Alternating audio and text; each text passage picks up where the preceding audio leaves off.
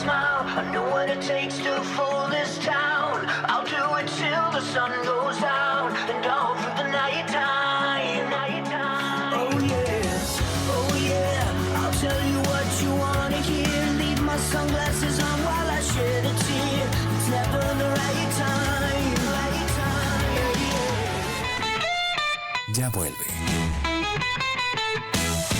Al punto.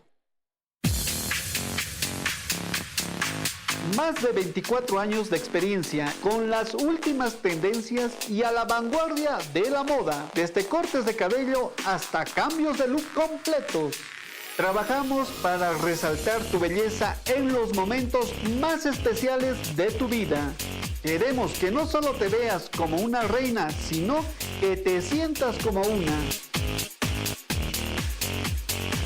Y de la mano de expertos, Marcelo Ruiz, Ninfa Rodríguez y Diana Ruiz. ¿Te interesa defender la justicia? ¿Te gustaría ser parte de quienes construyen un país más justo y organizado? Postula a través de la prueba de suficiencia académica. Accede a Derecho o Ciencia Política y Gestión Pública. En Derecho podrás formarte en áreas como penal, pública, privada e internacional. En Ciencia Política y Gestión Pública te puedes especializar en Gestión Pública, Política, Relaciones Internacionales y Diplomacia, Gestión Ambiental y Desarrollo. Inscríbete ya. Facultad de Derecho y Ciencias Políticas. Todo comienza aquí. DAF, Dirección de Admisión Facultativa. Cuando amanece La Paz, contemplamos nuestro majestuoso Illimani y le mostramos lo maravillosa que es nuestra ciudad. Y lo mejor de todo es la gente paceña y compartir su actualidad. Somos una ciudad que se mueve desde muy temprano. Porque a primera hora nos encontramos contigo cada mañana. De lunes a viernes. ¡A primera hora!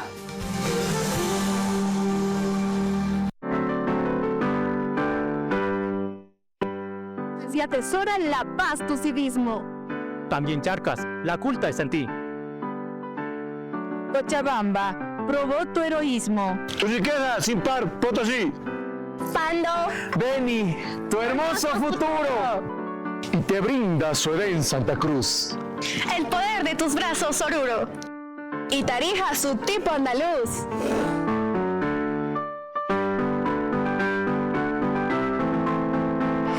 ...200 años de historia, 200 años de hacer realidad muchos sueños. La UMSA comprometida con la excelencia académica. 2 siglos de historia acompañados con la educación superior desde la Universidad Mayor de San Andrés. ¡Viva Bolivia!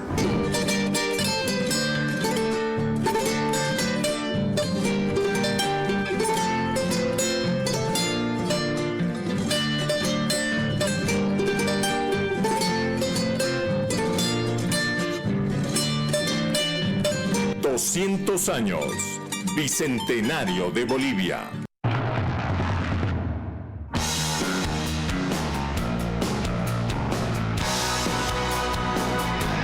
Exigir la verdad. Exigir respuestas. Llegando al fondo de la noticia. Los sucesos históricos.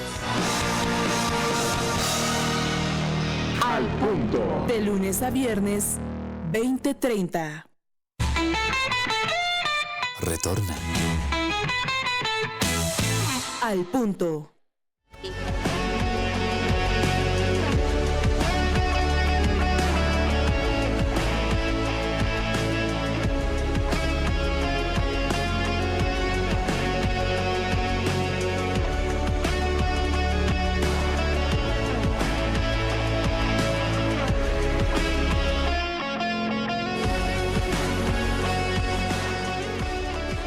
Amigos, buenas noches y bienvenidos. Esta es una edición especial de Al Punto porque esta es sin duda alguna una jornada especial. 200 años, el Bicentenario de Bolivia muchos temas por repensar. ¿Qué dirán nuestros expertos? Hemos conformado una mesa de especialistas precisamente para hablar de ese tema. Ernesto, buenas noches y bienvenido. ¿Qué tal, Paola? Un cordial saludo a todos quienes siguen nuestra señal a nivel nacional y también internacional a través de las redes sociales y todos los canales. Celebramos estos 200 años preguntándonos a dónde va nuestro país, qué nos espera, cuáles son las expectativas en economía, política, en gobernabilidad. Y tenemos un panel de lujo para compartir con ustedes esta noche. Permítame ir presentando a cada uno de nuestros panelistas. Ustedes lo conocen, amigo de esta casa televisiva, Franklin Pareja. Qué gusto tenerlo. Bienvenido, Franklin, analista reconocido, que hoy vamos a estar hablando de varios temas importantes. El gusto es todo mío. Un abrazo caluroso a todos los compatriotas de Bolivia en este día especial. Y bueno, pues qué lindo compartir aquí con colegas, con amigos. Va a ser una noche muy bonita.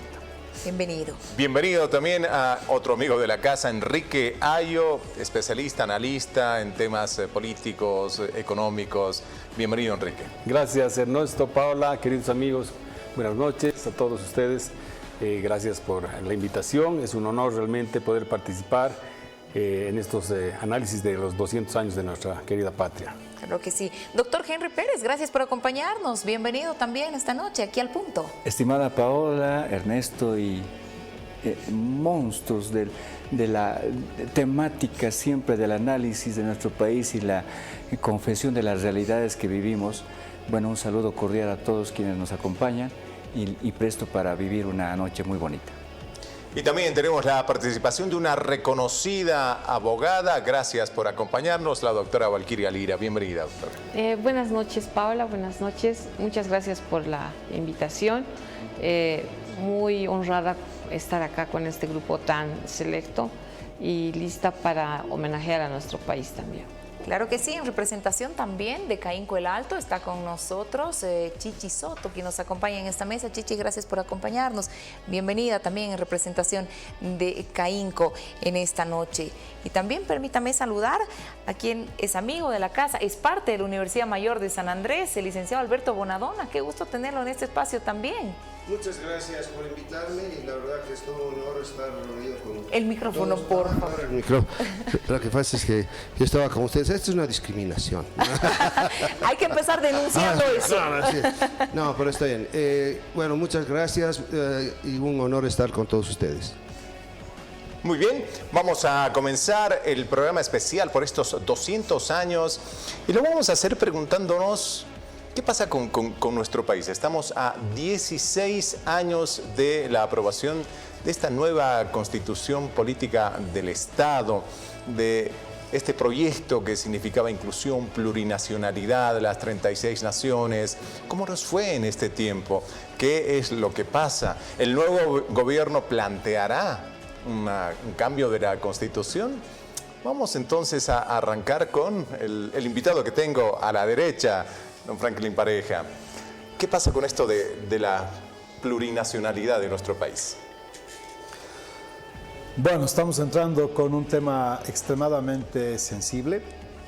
Yo creo que hay una caracterización que ha introducido elementos sociológicos, políticos, ideológicos y antropológicos, y nos estamos haciendo un falso debate que no tiene que ser tratado con tantas pinzas ni con tanto complejo, y decir las cosas como son. La mayor parte de los países del mundo son plurinacionales. O sea, no es una cualidad absolutamente inédita a nivel global. Pero como esto vino con una impronta revolucionaria en un momento en que había un cambio de visión de país, a través de un decreto, ¿no? Un simple decreto, hemos introducido la plurinacionalidad, porque la Constitución reconoce a Bolivia como una república y la Constitución sigue vigente y la Constitución normativamente tiene pues un grado superior de acuerdo a lo que digamos es la visión de lo que fue la Asamblea Constituyente.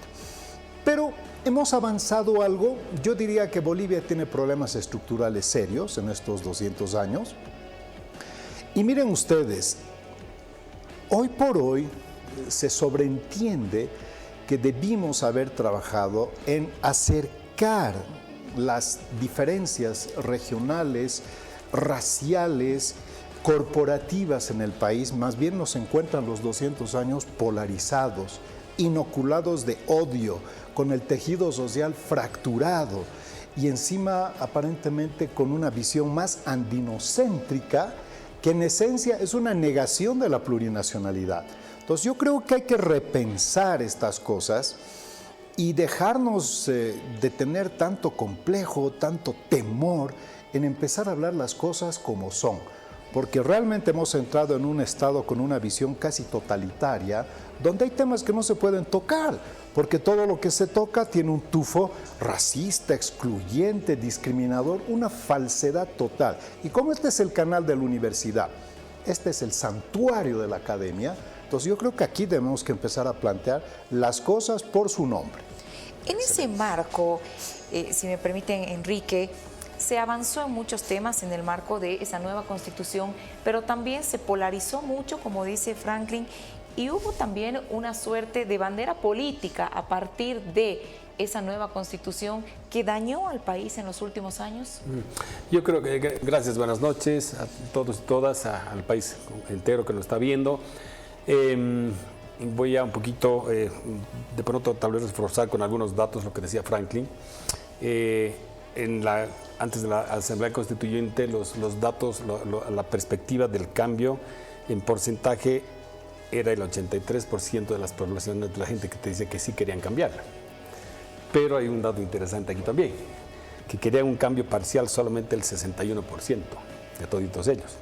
Ninguno quería el 10%. Y con este supuesto cambio, ¿cuál era la perspectiva o la expectativa que se tenía? Todo va a seguir igual en un 50%. Y por el otro lado, todos te decían que, en la otra mitad te decía que se iban a solucionar los problemas centrales. ¿Y cuáles eran los problemas centrales de esa época? Le estamos hablando casi 20 años atrás, ¿no? Cambios en el Parlamento estaba el 54%, que es el gran problema que también lo tenemos hoy en día. La propiedad de los recursos naturales, las autonomías, la segunda vuelta electoral, esta autodeterminación de los pueblos indígenas, la reelección del presidente, los cambios en las Fuerzas Armadas y el tema de la sede del Parlamento. Entonces, ¿qué es lo que nos estaría mostrando todo esto? De pronto no vamos a tener los consensos necesarios para poder llevar adelante este cambio. La pregunta aquí es, yo voy a cambiar de pronto la rayada de cancha, las reglas del juego. Pregunta, ¿estamos respetando estos cambios? ¿Nos están favoreciendo? ¿Vamos a tener mejor crecimiento, desarrollo? ¿Vamos a entender si realmente con este cambio vamos a poder ser un mejor país? Veamos cómo estamos llegando hoy día. 200 años, imagínense, en teoría deberían ser muy productivos, muy competitivos, y nos estamos peleando entre todos y todas. Las regiones, esa polarización que en los pisos ecológicos, ¿no? Tierras altas, tierras bajas, altiplanos, valles y llanos. Entonces, la verdad es que no sé si se está entendiendo a cabalidad lo que se quiere hacer con los cambios en lo que es la constitución política, ¿no? Yo creo que hay que repensar muy bien a nivel sociedad si va a ser el camino correcto y adecuado, y realmente si va a haber la participación de todas las personas para poder llevar adelante estos cambios. ¿Y esa nueva constitución nos habrá dado más justicia? La sociedad boliviana habrá sido mejor a partir de esa aprobación. Primero voy con la doctora Valquiria, porque va con el tema de justicia, va con esos cambios que son tan importantes de destacar, ¿no? Para nada, como abogado que está practicando el derecho todos los días, estoy en juicio en casi todas las materias. La justicia, si estaba mal el año 2005, ahora está a la menos 0, como dicen los matemáticos, o a la menos 4. Wow. ¿Por qué? Porque el derecho tiene que ver no solamente con el estudio de las normas. El abogado no solo tiene que saber normas, tiene que tener una conciencia de moralidad, de rectitud. Y cuando el presidente de un país te dice, no importa, hagan mal, los abogados van a arreglar, y aunque tú no lo creas, eso pasa cotidianamente en todos los estamentos del órgano judicial. Hasta tienen su arancel, ¿no? De cuánto cuesta un tipo de requerimiento fiscal o un tipo de resolución. No tiene que ver el derecho, y además esos jueces son magíster, tienen maestría, pero de nada sirve el conocimiento en la justicia si no tienes ese sentido, esa mística de trabajo. ¿Qué es justicia? Y es porque no precisamente los mejores hombres son los que tienen más conocimiento. Debería ser como afuera. ¿Quién es juez? El que no bebe, el que tiene una familia bien conformada, el que no se droga, el que no debe dinero, el que hace obra social, el que siempre está ahí. Por ejemplo, voy a poner un nombre, tentativamente doña Ana María Campero, ¿no? Defensora del pueblo, ¿no? Ejemplo de persona. No solamente maestrías o partido político. Entonces, yo creo que una reforma es bien importante, no para nombrar solamente los jueces, sino cómo se va a administrar justicia. Ya el hombre boliviano es un peligro para la justicia, porque por detrás del juez, por detrás del fiscal, está un interés económico, porque si no cumple ese interés económico, por ahí tu denuncia no entra, ¿no? Entonces tú vas, reclamas. O sea, ahora lo que te estoy diciendo es un asunto reclamado a voces cotidianamente en todos los niveles por todos los abogados y los litigantes, ¿no? Por supuesto. ¿Qué dice a propósito de este tema usted, doctor Henry? Lastimosamente, día a día en mi labor como abogado, en la materia en la que me he especializado, es materia tributaria, veo que la Constitución del año 2009 no ha existido nunca, porque seguimos con normativa del Código de Comercio, que constituye empresas, que regula la actividad económica privada, que no sea adecuada a la nueva Constitución nunca. El Código Tributario tampoco, una ley de procedimiento administrativo tampoco. Por lo tanto, la única Constitución que nosotros podríamos denominar como tal sería el 21060, porque básicamente sigue vigente, ha establecido un sistema de libre mercado que lastimosamente, por más que nos hayamos cambiado de ropita, hayamos recuperado idiomas nativos, qué sé yo, en lo económico pues no se ha avanzado. La justicia actualmente tiene esas taras, básicamente el hecho de que la ética, la sana crítica, la moral se ha separado justamente de estos ámbitos de poder que a conveniencia pues han elegido jueces que decidan por ellos. En el tema económico, ¿podemos rescatar algo positivo, doctor Bonadona, en estos 16 años? Sé que el desafío es terrible encontrar cosas cuando nos encontramos en una situación como la actual. El gran monstruo que tenemos actualmente es el tema de la inflación. Perdón por el micrófono, es un tema técnico. Ya más bien ya me acordé. Muy bien. Bueno, pero, entonces, ¿qué análisis podemos hacer? En tu pregunta parte de mi respuesta, ¿no? Es decir, es difícil pensar en algo positivo. Piensa tú en cualquiera de los proyectos que han habido en los últimos 20 años y es casi imposible encontrar a ver cuál está funcionando. ¿Quipus? No, hasta genera, ¿no?, una sonrisa mínima como la de Franklin. O cualquier otro proyecto. Dice un amigo mío, me dice, no, hay un proyecto que se distingue en lo último, que es el Mutún, que es el proyecto que más lo va a poder mostrar o recuperar el actual presidente, Arce.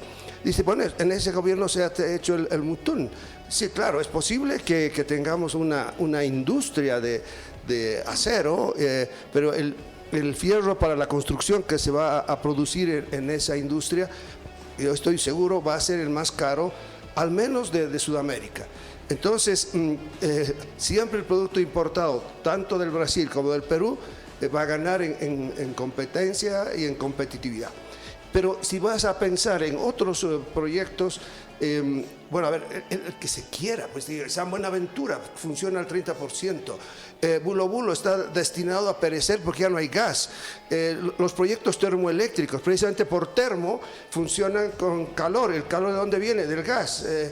Bueno, y no sé, ¿cuál nos cuesta? Bueno, pero haciendo ese esfuerzo yo he pensado que hay algo positivo. Están las carreteras. O sea, si se han construido carreteras en estos últimos 20 años, posiblemente supere a otros 20 años anteriores y mucho más. No quiero hablar de la calidad, porque no siempre es la mejor calidad, ni tampoco de la corrupción que ha podido generarse resultado de los contratos que han sido llave en mano. Y los contratos llave en mano pues llevan siempre el sello de la corrupción. Pero han vinculado a poblaciones y eso está positivo. Y consideraría dos servicios muy importantes. Uno, bueno, en realidad los dos son grandes regalos a la paz y en algunos otros lugares de Bolivia, que el primero es el gas domiciliar, ¿no es cierto? Es decir, esa es una gran cosa. Bueno, posiblemente sea el primero en hacer que importemos gas, ¿no es cierto? De aquí a unos 5 o 4 años. Y luego está el teleférico, es una maravilla para mí el teleférico. Rodrigo dice, no, pero no es un transporte masivo, me ha dicho alguna vez. Yo siempre estoy de acuerdo con eso, pero es una maravilla. Yo digo, podría ayudar al turismo. Regálenle a cada persona que llegue a Bolivia, en el pasaje ya le cobras, que es $10 por pase gratis, gratis, ¿no es cierto? ¿Cómo se venden las cosas ahora en esta época? Y lo obligas a ir, es un ingreso para el teleférico, ayudas a que la subvención al teleférico sea menor, bueno, pero eso es lo positivo.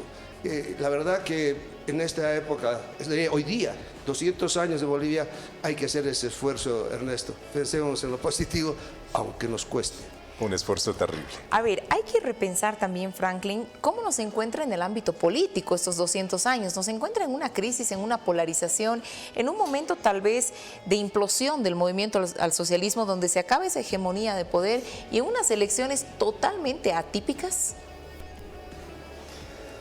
Mira, Bolivia tiene un sistema político, pero no tiene un sistema de partidos políticos. ¿Por qué es importante que haya partidos políticos en una democracia? A ver, ¿dónde se descompone el poder? El poder primero tiene en un estado, en cualquier estado del mundo, está en la separación de poderes. No en la independencia de poderes, como todos dicen. No, los poderes no son independientes, son interdependientes. Por eso está la teoría de los checks and balances. Pero están separados, ¿no? No hay ese nivel de separación de poderes en Bolivia, nunca la hubo, no vamos a echarle la culpa a este periodo. Desde la fundación de la República, este es un país donde nunca ha habido separación de poderes. Entonces, como no existe ese nivel, el segundo nivel de equilibrio de poder es el sistema de partidos políticos. Porque los partidos políticos clarifican la competencia y clarifican la posición ideológica de la oferta política. ¿Qué son las agrupaciones ciudadanas? Son un refrito de todo. Entonces, nunca el ciudadano en estos 20 años ha tenido una alternativa porque no sabe en esencia qué son estas opciones políticas llamadas agrupaciones. El tercer nivel, ya que no hay un sistema de partidos porque además han sido proscritos, perseguidos y prácticamente casi al punto de la extinción, el tercer nivel es el nivel regional. Ahí está el equilibrio de poder. Y por eso hay un hostigamiento duro a Santa Cruz. Y Santa Cruz es lo que era La Paz hace unos 40 años. Porque hasta hace 40 años de todo Bolivia venían aquí. Porque esta era la tierra de oportunidades, pues, ¿no? Esto era lo más cosmopolita que había en Bolivia, era La Paz.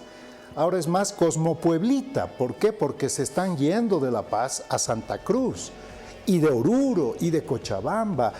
Entonces no hay que pensar que Santa Cruz tiene afanes separatistas, secesionistas. No, es el nuevo crisol de la bolivianidad.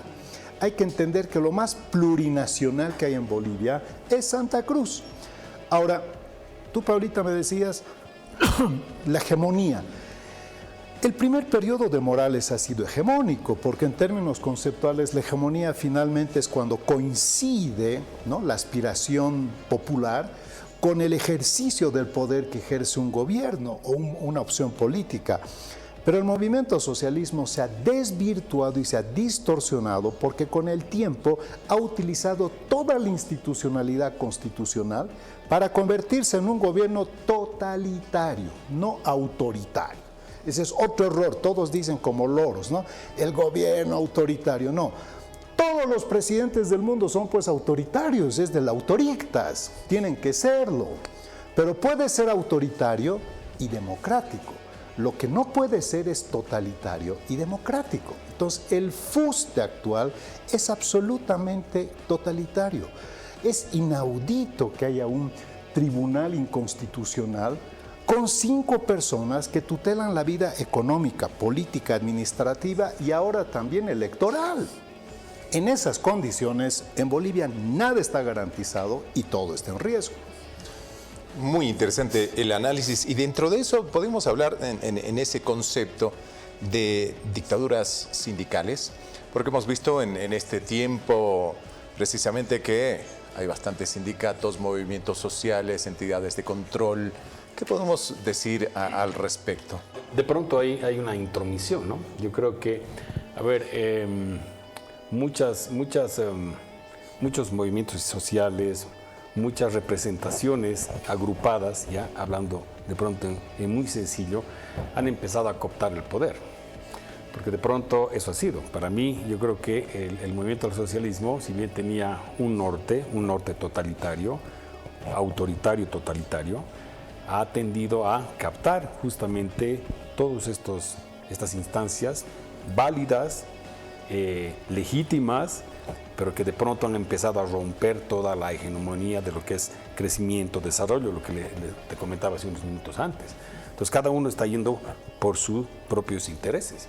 Esos intereses van a ser intereses políticos, van a ser intereses económicos, de pronto se van a sentir dueños del poder como tal. Entonces yo, la verdad es que mucho me ha llamado la atención, y no creo que sea la única persona, de que si bien una persona del sector debería manejar salud, educación, minería, hidrocarburos, bueno, no importa, pero tiene que ser una persona técnica, una persona que realmente sepa hacia dónde va a conducir un país, un sector. Entonces, no una persona que maneje otras personas, maneje, ¿no?, los votos, el apoyo, porque eso es al final, es un apoyo que te está llevando al caos, ¿me entiendes? Entonces, yo creo que hemos perdido el norte como bolivianos, ¿ya?, en estos 20 años de ser manejados y manipulados por este tipo de sectores. Doctora, ¿qué dice usted a propósito del tema? En esa independencia que hablamos de poderes, en esa crisis política que vivimos hoy, se refleja en todos los aspectos y por supuesto el jurídico no ha quedado de lado, peor con lo que ocurre dentro del Tribunal Constitucional. Bueno, para empezar tenemos que iniciar el análisis de que todas estas autoridades supremas han sido elegidas por imperio de la Constitución por un voto electo, aparentemente independiente. Pero desde el momento en que tú te lanzas a una campaña electoral para ser juzgador en instancias superiores, ya has perdido, en mi concepto, la calidad de un juez imparcial, porque es una realidad que vas a recibir el apoyo sí o sí de cualquier partido político, de la derecha o de la izquierda. Entonces, en ese entendido, el órgano judicial está pues contaminado políticamente. Pero lo peor es que nos hacen creer a los bolivianos que eligiendo a estas autoridades judiciales, supremas, tribunales constitucionales por un voto popular, va a cambiar la justicia. No. Porque, por ejemplo, los magistrados del Tribunal Supremo no son los que van a juzgar tu divorcio, no. Va a juzgar un juez de primera instancia que es corrupto. Y después de unos 5 años, el Tribunal Supremo en su sala civil, si llega, va a resolver si tu divorcio estaba bien o estaba mal. Nosotros, ¿qué necesitamos? Un juez de primera instancia justo, un juez de segunda instancia justo. No necesitamos que pasen 10 años para que por si acaso sea posible que un juzgador que ha sido electo políticamente diga que tu divorcio estaba bien, y eso es un ejemplo, ¿no? Porque puede ser si querían demoler tu casa o querían ejecutar tu inmueble en un banco o una estafa. Entonces nosotros, esa es una gran mentira. ¿Para qué?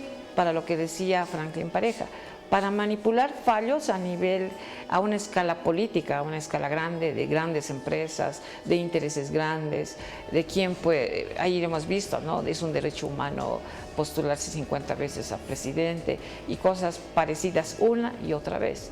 Por eso no ha cambiado nada y la pregunta sería respondida de esa manera, ¿no? Estamos desde la elección, ya estamos mal. Hablando de justicia, nuestros impuestos, nuestro sistema tributario ¿Es justo?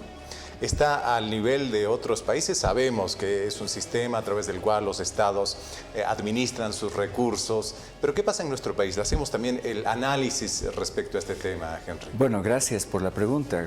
Para hacer conocer a la población también, el día de hoy al mediodía hice una presentación oficial de un proyecto de código tributario nuevo, desde mi visión, desde los 15, 20 años de existencia del actual código tributario, en el que lastimosamente pues no ha habido una justicia, una equiparación, un equilibrio entre el sujeto activo, que es el Estado, entre sus niveles autonómicos, municipios, gobernaciones y el gobierno central, entre lo que tiene que obligarse al contribuyente a cancelar. Alguien me preguntaba, y justamente en alguna entrevista, ¿desde qué momento un niño debería conocer conscientemente cuáles son sus obligaciones tributarias? Bueno, desde que nace ya debe plata.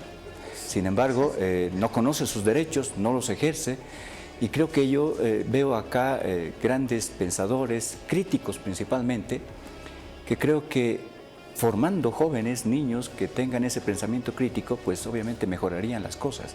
Y básicamente los tributos tienen que ver con que el Estado nos otorgue lo que necesitamos. Lastimosamente nos ha llovido mucho dinero, pero tenemos escuelas que trabajan en un solo inmueble, mañana, tarde y noche. No tenemos hospitales, no tenemos hasta aeropuertos y una línea, digamos, de aviones que sea muy, pero muy asequible. Tenemos que sopesar con la falta de dólares y todo aquello. El Estado no ha cumplido su tarea como recaudador de brindar a través de la obligación tributaria el bienestar que la población mereció y merece en este momento. Por lo tanto, hay que hacer un cambio. Licenciado Bonadona, es así, desde que nacemos debemos, como dice el doctor Henry, estamos en esa lógica y la política se ha sobrepuesto a la economía y se han tomado determinaciones en los últimos años más políticas que económicas que nos llevan a un momento difícil hoy. Bueno, sin duda que... Le voy a pedir su micrófono, por favor. Bueno, sí, efectivamente, uno nace en cualquier sociedad actual y va a tener una deuda, ya sea de tributo o ya sea de deuda externa o deuda interna, pero algo que se debe, y hay países o sociedades o economías que deben más que otras. Ahora, en el caso nuestro, pues sí, efectivamente, y creo yo que si algo uno podría volver a repensar, y creo que tiene toda la razón Henry a decir, hay que renovar la parte tributaria. Ahora, la gran discusión que se presenta, y particularmente frente a las elecciones, es ¿debemos aumentar los tributos o disminuir los tributos? Alguna gente va a decir, no, lo que sea, porque hay tanta tributación que mejor eliminarlos, algunos candidatos. Otros dirán, no, se necesita aumentar los tributos porque es la forma de disminuir el déficit fiscal. Pues y ahí vamos a uno de los temas que yo creo que en este momento son muy serios. Para disminuir el déficit fiscal, ¿por qué lado debemos ir? ¿Por aumentar el tributo para disminuir el coeficiente que se hace entre la diferencia entre impuesto y los ingresos del Estado, que son los tributos? Y el Producto Interno Bruto, o sea, se hace esa diferencia, ese cociente, y nos dice, bueno, el déficit fiscal está en 12%. No, el déficit fiscal respecto al Producto Interno Bruto. Entonces uno podría decir, subamos los impuestos y con eso vamos a poder solucionar el déficit fiscal. Pero para mí lo mejor sería aumentar el Producto Interno Bruto. Y el Producto Interno Bruto sí se puede aumentar, que en una forma tal que permita hacer que este coeficiente, que es la diferencia entre ingreso y gasto del Estado sobre el Producto Interno Bruto, pues se disminuya. Y eso es parte que sea de analizar, creo que con más profundidad, el asunto de los tributos, pero también cómo hacer crecer a la economía boliviana. Ahí hay que repensar el tema, por ejemplo, de quienes pagan impuestos, los sectores auríferos mineros, por ejemplo. Debería ser una de las propuestas serias que no he escuchado a muchos de los candidatos hablar, por ejemplo, del tema. Bueno, sin duda, Paula. Hay una serie de actividades, gran parte de ellas ilícitas, que sí deberían pagar impuestos, ¿no? Empezando de cocaleros, si el contrabando, de hecho, es decir, por definición, no paga impuestos. Pero ahí hay actividades que pueden ser, sí, reguladas, supervisadas, prohibidas, si se quiere, hasta perseguidas, pero hay otras actividades dentro de este mundo tan complejo de la economía, y cualquier economía va a enfrentarse a esto, que se podrían mejorar y modernizar, sin duda. Para poner solo un ejemplo, en Nueva Zelanda tenía un problema terrible de contrabando. Nueva Zelanda es una isla, y lo que se hizo ahí era, simple y llanamente, para evitar esto, el impuesto ya viene de origen. O sea, alguien va a importar algo de la China, en la China le ponen ahí un código de barras, y al llegar aquí el producto ya tiene ese código de barras y tiene que pagarse el impuesto. Ahora, aquí va a ser, ¿cuál es el problema ahí? No es que no se pueda hacer eso, se puede hacer eso, pero el que vende al por menor se va a oponer a esa situación. Entonces, ahí hay otros problemas adicionales que en Bolivia deberíamos pensar. Y además siempre hay que pensar en que Bolivia es un país pobre. Y hablando de impuestos, uno de los liberales más destacados, y ahora que está de moda con todo, porque ahora hasta los de izquierda ya son liberales, ¿no es cierto? Claro. Entonces, uno de los liberales economistas, Friedman, hablaba de que para los pobres lo que hay que hacer es un impuesto negativo. Esto quería decir que hay que darle un subsidio al pobre. Y este es uno de los temas que incluso si se hace un ajuste va a haber que pensarlo seriamente. ¿Cómo hacemos para evitar que sea tan duro el ajuste en los sectores más vulnerables en el país? Yo lo voy a Enrique bien concentrado haciendo precisamente los cálculos. Objeción quiere decir. Adelante, Enrique. No, lo que pasa es que el tema es bien... Hay que abordarlo desde varios lugares, ¿no? A ver, sin ánimo de romper la estructura, por favor, ¿ya? Creo que este es un espacio donde vamos a conversar entre todos nosotros. Pero está permitido romper la estructura también. Sí, no, para que podamos hacer que la gente entienda, ¿no? ¿Sí? Ya. Ok, permiso para todos. Tengo su venia. No, yo no te hace. Pero estás sin micrófono. No hace. Sí, ya está bien. Pero hay 2/3. Sí, hay 2/3, eso. El tema es aquí el siguiente, digamos, cuando, digamos, yo entiendo el Estado, entiendo a los candidatos, las propuestas, ¿no? Es como si estuviéramos manejando un triángulo, ¿no? Aquí arriba está el candidato y su propuesta, ¿no? Todo lo que nos están ofreciendo desde el punto de vista económico, social, etcétera, ¿sí? En la otra puntita, en la otra patita, está la sociedad civil, nosotros, los mortales de a pie, digamos, ¿no ve? Que nos van a seducir de pronto con ese plan, ¿no? ¿Tú qué le vas a dar? Le vas a dar los votos, ¿no? En algún momento, siempre y cuando te seduzca bien, ¿no? Si estás siendo indeciso, blanco, nulo, etcétera, ese es otro tema. En la otra patita de nuestro triángulo estaría la burocracia estatal, digamos, ¿no? Lo que es el Estado como tal. Y si haces un zoom, si entras a ese lado, te vas a encontrar con que de pronto no sabemos con qué nos van a entregar, con qué le van a entregar al candidato. Es que me estás diciendo aquí atrás, escucha, qué maravilla, tú estás haciendo tus planes para reducir pobreza, para incrementar el PIB, para fortalecer la competitividad, las empresas, lo que tú quieras. Pero de pronto vas a encontrarte con un Estado famélico en varias cosas, ¿no ves? Es de verdad, y me están prometiendo tiempo también, no voy a decir quién ni nada, pero me están diciendo en tantos días pasa esto, o tantos miles de empleos voy a generar ni siquiera en tanto tiempo. La pregunta es, ¿realmente estás viendo el músculo con que ese atleta va a correr esta carrera? Desde el punto de vista, digamos, de 5 patitas que en alguna vez les hemos hablado, que puede ser la infraestructura que me está dejando en salud, en educación, lo que quieras, a todo nivel. El recurso humano, las personas, o sea, ese capital humano realmente tan deteriorado que yo lo observo, que no es lo mismo las personas que teníamos hace 20 años, ¿ya? El financiamiento, el dinero, la tecnología y obviamente las normas, ¿no? La rayada de cancha. Entonces, con todo este músculo, ¿hasta dónde yo puedo caminar y cuánto tiempo? Porque de pronto yo tengo que seducirlo a este ciudadano con toda la opción que le he dado acá. ¿Para qué? Para que justamente me pague los impuestos. Así sería, ¿no? Sería decir, vente aquí al Estado, éntrate a este colegio, accede a este sistema de salud público y que el privado pues te compita. ¿En qué sentido? En el sentido de decir, pucha, realmente vale la pena pagar mis impuestos. Estoy observando lo que estoy haciendo. Obviamente estoy hablando en un mundo ideal, ¿no ve? Entonces, acá yo creo que es un tema interesante, esta seducción del informal. En algún momento algún candidato decía, no, la informalidad tiene precio. llegas a la frontera de Bolivia, todo es formal, y cuando pasas la frontera, ya aparece la informalidad. Ya empiezas a irte por el caminito de aquí, de la izquierda a la derecha, ¿no ve? Empiezas a pasar platita por aquí, por allá, y eso en algún momento decían que costaba un 12%, ¿cierto? Es verdad, ¿no? Digamos que cueste 15, ya no importa. La lógica te decía, bueno, yo te voy a cobrar un impuesto de 10, pero vas a ser legal. Y ahí obviamente, en teoría, debería recibir el dinero para, obviamente, llevar adelante todas las políticas públicas, ¿no? Planes, programas, proyectos para mejora de calidad de vida, cierre de brechas, de desigualdad y todo lo que tú quieras, ¿no? Entonces yo creo que hay que partir de ahí también. O sea, hay que considerar que estás entrando en un lugar donde no conoces. Es más, no vas a tener información.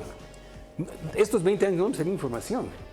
Las proyecciones de crecimiento, o sea, te estamos adivinando, estamos tratando de ver, rogando en algún momento que te muestre el Banco Central, el Ministerio de Economía y Finanzas Públicas la información que no hay. Tú mismo lo has visto. En temas tributarios no sabemos qué está pasando. Entonces vas a entrar y vas a decir un cachito, ¿qué es lo que ha pasado? Creo que no voy a ofrecer 300 días, ¿ya? No voy a ofrecer tantos millones o miles de empleos. Creo que va a ser menos. Y apelo a su consideración, querido país, pero no voy a poder cumplir lo que estoy ofreciendo. Perdón. Derecho a réplica.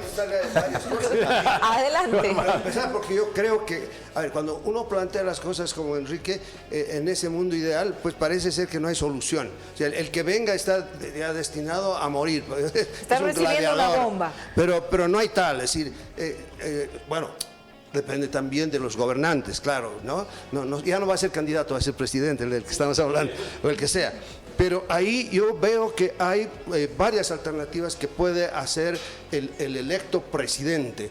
Porque si no piensa en estas alternativas, lo que vamos a tener, pues sí, no es una bomba de tiempo, es una bomba ya que le cae al primer día de gobierno. Sí.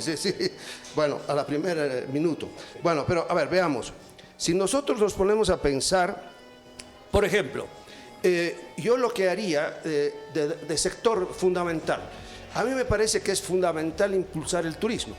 ¿Ya? Ahora, no es el turismo de la manera que muchas veces pensamos, un avioncito que vaya de Machu Picchu en la mañana y de Uyuni vuelve en la noche. Ese turismo no queremos. Queremos un turismo que vaya por todo lado, que empiece en la Amazonía, se dé una vuelta por Sucre, Potosí, acabe recién en Uyuni.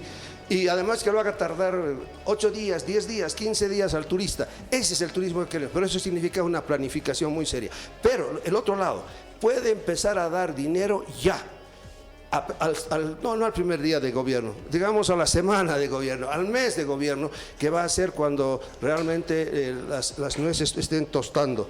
Bueno, pero a partir de ahí, yo creo que hay que pensar en que si nosotros modificamos la manera de realizar los contratos en el sistema público, a pesar de que ahora se supone que hay una legislación respecto a las adquisiciones, pero algo que funcione de manera tal que permita ahorrar y evitar el 10% de comisión, que es una coima, ¿no es cierto? Y que se ha vuelto institucionalizado. Y no solamente es el Estado, sino también es el lado privado. El privado es el que va con el 10% al público y le hace oler con esto, comprame y ya está. O sea, eso tiene que modificarse, pero puede ser un gran ahorro. Y lo puede empezar un gobierno, sí, y con toda la modernidad y la tecnología. Pero también tenemos que pensar en que hay otras medidas que podemos tomar. Es decir, por ejemplo, hay fondos, el fondo de la Reserva de América Latina. Este es el FLAR que puede prestarnos alrededor de 700 millones. Esto ya debería haberlo empezado a hacer, este gobierno no lo ha hecho. Entonces, pero otro gobierno sí lo podría hacer. Existe la posibilidad de préstamos que vengan del Banco Interamericano de Desarrollo y del Banco Mundial con una modalidad que se llama la PBL en inglés, que son préstamos de apoyo de reformas de política.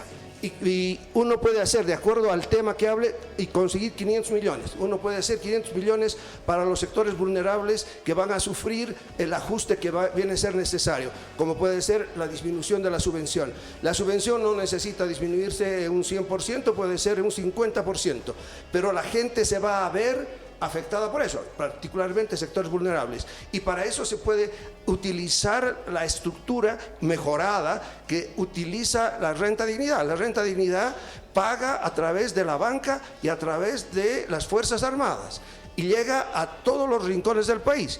Entonces va a ser necesario, y esto va a exigir el Banco Mundial o el Fondo Monetario Internacional en el ajuste, que haya una compensación a los sectores vulnerables. Bueno, ¿hay formas de salir de este asunto desde el inicio? Sí, pero hay que empezar a pensarlas. Y en eso, Paula, tienes toda la razón al decir, de esto no están hablando los que van a ser nuevos gobernantes.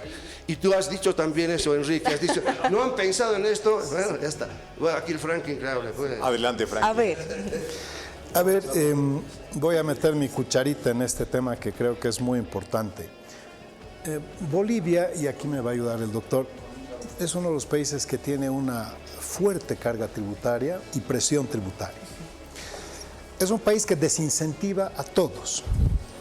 Invertir en Bolivia es un mal negocio, porque todos hacen negocios para ganar plata, legítimamente. Si tú haces las cosas bien, el Estado te sanciona, porque te cae la renta, la aduana, te cae la gobernación, el ministerio, la alcaldía. El CEPREC. Pero te cae todo el mundo. Entonces, y tenemos un Estado extorsivo, porque no es un Estado ni fiscalizador, ni regulador, ni normador, ni controlador. Es extorsivo, te va a sacar hasta los ojos. De tal manera que ser informal en Bolivia es la resiliencia de los emprendedores que le buscan la media vuelta a un Estado que te agrede permanentemente. En el tema de cómo funciona esto, hay que ver que también la visión es primero un Estado sobreregulado, es un Estado hipercentralizado y es un Estado ideologizado. Mira, tú hablabas del tema del turismo. Evo Morales decidió exigirles visa a los israelitas. Claro, porque es pro-Palestina y entonces a los israelitas había que ponerles visa, cuando ese era un turismo importante que llegaba al Madidi, que iba por el Beni, pasaba por el Salar. Todos los chicos de todos los años teníamos una fuerte cantidad de turistas israelitas, pero lo mismo, restricciones a Estados Unidos, como se mueren por venir a Bolivia, ¿no? Visa. Eso es ideologizar, eso es ideologizar. Otro de los puntos es que Bolivia no es un país atractivo porque no ofrece seguridad jurídica, ¿no? Porque hay que cambiar la ley de inversiones, hay que cambiar la ley de minería y también hay que cambiar o hay que reformar la ley laboral. Porque este es un país donde la relación contractual es un castigo al que quiere hacer las cosas bien y al que podría generar empleo. ¿Por qué creen que en Bolivia hay tantas unidades productivas familiares? Porque el hijo no le va a meter pues un juicio laboral a su papá. Aunque bueno, hay casos, ¿no? Claro. Pero es la forma, el núcleo familiar funciona en Bolivia, no porque nosotros seamos de núcleos familiares per se, sino porque es otra forma creativa de darle una gambeta a un Estado extorsivo. Así que yo me quedo con esto. Esta mañana escuché a un diplomático, no voy a decir de dónde ni qué, pero escuché en la radio, decía, Bolivia es un país maravilloso. Tiene mucho potencial. Oye, ¿hasta cuándo vamos a tener potencial? Ya estamos en 200 años y seguimos hablando del potencial. Claro. O sea, ya no es hora de hablar de la potencialidad, sino de aprovechar. Pero ninguna condición, ni normativa, ni política, crea un espacio fértil para las inversiones, para además no vivir sobre un Estado que te asfixia si quieres hacer las cosas bien, y que te sanciona si haces las cosas bien. Doctor, ¿qué dice usted en ese marco, dentro de ese análisis? Los tributos. Es interesante. Lo laboral tiene que ver justamente con que el Ministerio de Trabajo regula ciertas relaciones y empieza a presionar al empresario. El trabajador inicia un proceso laboral y probablemente gane, ¿no? Pero paralelamente a sus beneficios laborales, surge algo interesante que es de lo que también me encantaría que toquemos como tema, la reserva de nuestros ahorros en la renta para nuestra vejez o para la propia caja. porque el Senacir, que desapareció hace más de 25 años, aún sigue notificando a empresarios que ya no existen siquiera de gestiones 82 al 95, 97. ¿Dónde se va esa plata? Es decir, pareciera que sí, efectivamente estamos protegiendo los derechos del trabajador cuando realmente las AFPs han dejado un monto, ahorita la gestora está agarrando plata y se la ha dado a los bancos para que puedan garantizar los préstamos de vivienda social, productivos con intereses sociales. Básicamente es un cúmulo de dinero del cual echa mano el Poder Ejecutivo. Lastimosamente nuestra normativa, efectivamente, como lo señalan, no otorga seguridad jurídica, principalmente en el tema tributario. No es que quisiéramos un paraíso fiscal como lo es, yo tengo un libro publicado respecto a un modelo de código tributario que emitió una organización tributaria internacional que tiene su sede y que todos los países de Latinoamérica, Iberoamérica y del Caribe están afiliados, el CIAT, el Centro Interamericano de Administraciones Tributarias, que tiene su sede en Panamá, que es un paraíso fiscal, acuérdense del Panama Papers. Y nosotros realmente no estamos entendiendo que nuestra economía ya no se basa en un sistema de pago o de ganancia laboral sujeta a una industria que debería ser, digamos, lo clásico del socialismo, ¿no? Plusvalía, que se quita al trabajador lo que trabaja no se le paga, qué sé yo. El cuentapropista es el nuevo eje, no sé, hablamos de sindicalismo, hablaba en algún momento, el eje a encantar, a endulzar, digamos, la oferta electoral para que ya no la COP, tal vez como un ente que residualmente está viniendo del 21060, sino que principalmente las ferias y los mercados han ido alimentando con lo único de lo que vivimos, el comercio, la importación y no nuestra propia industria. Básicamente es un sistema económico que alimenta y siempre va a alimentar una demanda. ¿Por qué? Doble aguinaldo, bonos por aquí, bonos por allá, no producimos nada y vivimos. Yo le digo siempre en la universidad, cuando les digo a mis chicos, ustedes no aprendan solamente a comprar, cargar y vender, sino tecnología, producción, iniciativa. Eso es lo que nos está faltando. Miren qué realmente rico el panel que tenemos, los temas que estamos tocando. En estos 200 años estamos haciendo un diagnóstico del país. ¿Hacia dónde vamos como bolivianos? ¿Qué es lo que nos espera? ¿Qué pasa con los nuevos retos que tiene que enfrentar el país? Así que lo invitamos a no despegarse de la pantalla. Vamos a hacer una pequeña pausa comercial y como siempre agradeciendo a María Cristina Vega Soto, un abrazo grande a toda la gente de la Cámara de Industria y Comercio del Alto, Caínco el Alto, que también está con nosotros presente. ¿Hacemos una pausa? Hacemos una pausa. Al retornar ponemos sobre la mesa hablar también de gobernabilidad entre la institución y la calle. ¿Qué va a pasar a partir de un nuevo gobierno, de un nuevo ciclo de estos 200 años de Bolivia? Pausa y ya volvemos. Esto es Al Punto.